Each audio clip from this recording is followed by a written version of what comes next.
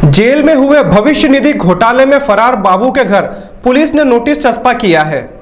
Jail में 12 करोड़ रुपए का गबन हुआ है। जेल कर्मचारियों का जीपीएफ फर्जी तरीके से निकाला गया है। इस मामले में कलेक्टर द्वारा एफआईआर दर्ज कराने के बाद जेल का बाबू फरार हो गया। सेंट्रल जेल भैरवगढ़ व उससे जुड़ी उप जेल के कर्मचारियों के साथ 12 करोड़ रुपए से अधिक का गबन हो गया है। घटना का पता चलते ही कलेक्टर कुमार पुरुषोत्तम ने जांच बैठाते हुए ट्रेजरी अधिकारी को थाने भेजकर धोखाधड़ी की रिपोर्ट दर्ज करवाई है। केस दर्ज होने का पता चलते ही जेल का एक बाबू घर पर ताला लगाकर परिवार समेत फरार हो गया है। जिला अतिरिक्त कोषालय अधिकारी सुरेंद्र पिता मुन्नालाल भामर ने भैरवगढ़ थाने में धोखाधड़ी की रिपोर्ट दर्ज कराई है।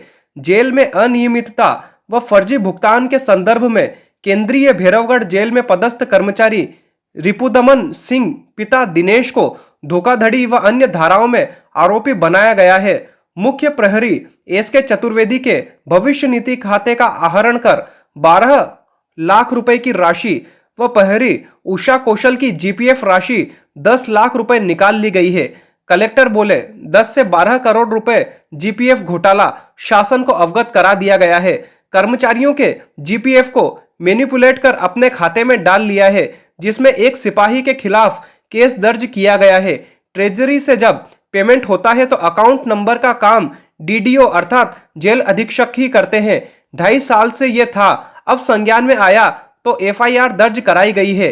भोपाल से आकर एक टीम जांच करेगी। इस संदर्भ में हमने कमिश्नर ट्रेजरी व डीजी जेल से रिक्वेस्ट की तो इसमें जेल अधिकारी की भूमिका है, ऐसा बताया गया। जीपीएफ सेंसस कार्यालय प्रमुख ही करता है। इसका बकायदा आवेदन होता है। बिना आवेदन के इसका पैसा निकाला गया है। यह बड़ा मामला है। शासन संज्ञान में मामला ले लिया है। देखिए, प्रारंभिक जांच में ये पाया गया कि 10 करोड़ रुपए से अधिक की राशि का गबन कतिपय लोगों द्वारा किया गया, जिसमें सरकारी कर्मचारी भी शामिल हैं जेल के, 1-2 प्राइवेट लोग भी हो सकते हैं।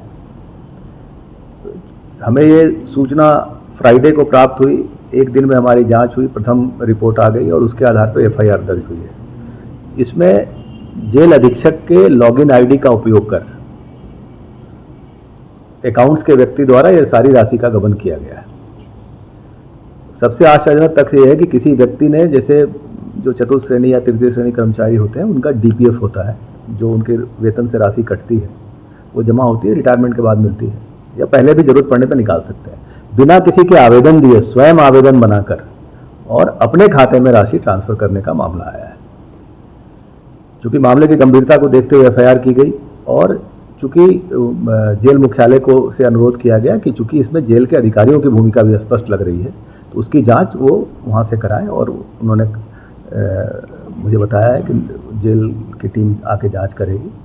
इसके साथ साथ चूंकि ट्रेजरी सिस्टम में इस तरह से घोटाला हुआ है, सिस्टम ऐसे फुल प्रूफ है, लेकिन डीडीओ के भूमिका के कारण ये दिक्कत हुई है। तो हमने आयुक्त कोष एवं लेखा, उन्होंने जो शासन में कमिश्नर लेवल के अधिकारी हैं कोष एवं लेखा के, उनसे भी अनुरोध किया कि एक भोपाल स्तर से टीम भेजें और उसकी जांच करें। आगामी 1-2 दिनों में वो विस्तृत जांच शुरू हो जाएगी। जांच तो हमारी प्रथम दृष्टया हो गई है और गबन का जो अनुमान है वो भी लगभग पूरा हो गया है। उसके बाद ये जो डिटेल जांच होगी उसमें आगे कार्रवाई होगी। एफआईआर दर्ज एक मुलजिम के, एक व्यक्ति के नाम से हुई है। जैसे जैसे दूसरे लोगों की भूमिका होती जाएगी, उनके नाम जुड़ते जाएंगे और निश्चित तौर पर इसमें जो भी दोषी होगा उसके खिलाफ कार्रवाई की जाएगी। इसमें क्या वरिष्ठ अधिकारीगण भी उसमें शामिल हैं, या जैसे आपने बताया कि 2 प्राइवेट है, तो आखिर देखिए, वरिष्ठ अधिकारीगण शामिल है नहीं है मैं नहीं कह सकता, लेकिन अगर वरिष्ठ अधिकारी के लॉगिन आईडी से अगर कोई व्यक्ति पैसे निकाल रहा है तो निश्चित तौर पर उसकी जिम्मेदारी नियमानुसार है ही, क्योंकि ये लॉगिन आईडी वरिष्ठ अधिकारी को दिया गया था, किसी को ट्रांसफर करने के लिए नहीं दिया गया था। नाम तो उसी अधिकारी के नाम से सारे पैसे निकाले गए, भले किसी दूसरे के खाते में गए हो। तो ये प्रशासनिक तौर पर भी जिम्मेदारी है और कोष एवं लेखा के नियमों के अनुसार भी जिम्मेदारी वरिष्ठ अधिकारी की है। तो सर, ये गबन कब से चल रहा है, क्योंकि इसके पहले भी क्या कोई इसमें शामिल रहा है? देखिए, 2.5 साल से ये कहानी सामने आई है। इस साल सबसे ज्यादा राशि निकली है, 22-23 में 7 करोड़ के लगभग राशि निकली है।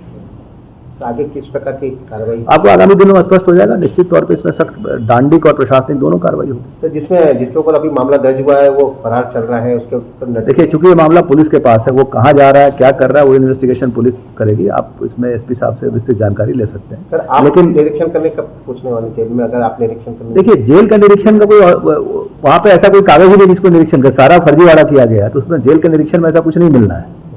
वो डॉक्यूमेंट्स तो बने ही नहीं है, सीधे लॉगिन आईडी आजकल ऑनलाइन पेमेंट होता है।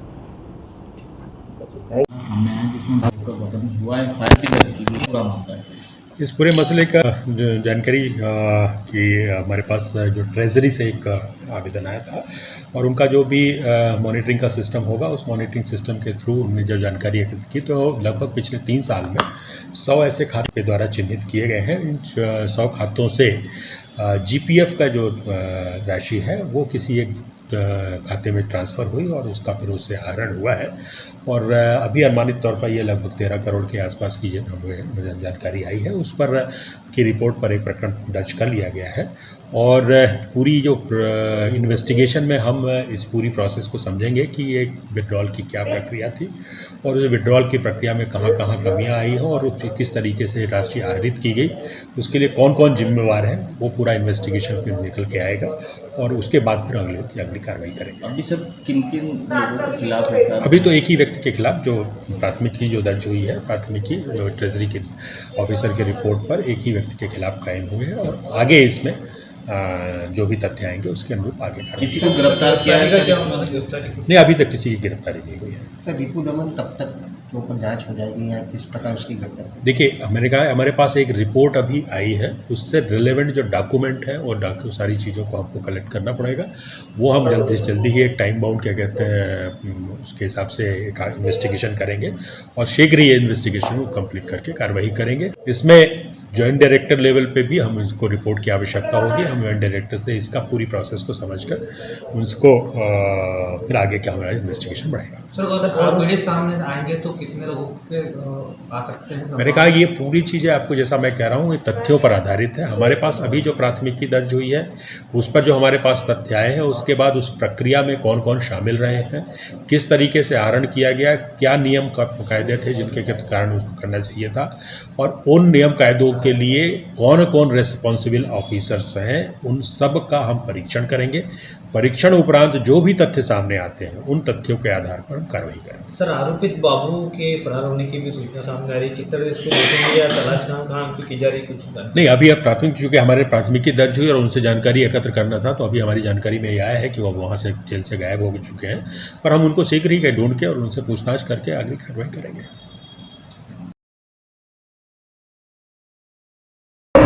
देखिए, जेल प्रहरी 2 जेल प्रहरी है, उनका जो भविष्य निधि खाता है उसके भविष्य निधि खाते का जो पैसा है उनके बैंक अकाउंट में न जाकर किसी अन्य जो है बैंक अकाउंट से उसमें गए हैं। इसी पर मामला जब प्रथम दृष्टया थाना भैरवगढ़ में इसको 420 का पाए जाने पर इसे अपराध पंजीबद्ध किया गया है। इस पर अग्रिम विवेचना जारी है। उसके बाद फिर बैंक डिटेल्स लिए जाएंगे कि किन बैंक अकाउंट्स में खाते में पैसे गए हैं, उसके बाद फिर जो अग्रिम कार्रवाई है वो विवेचना में की जाएगी।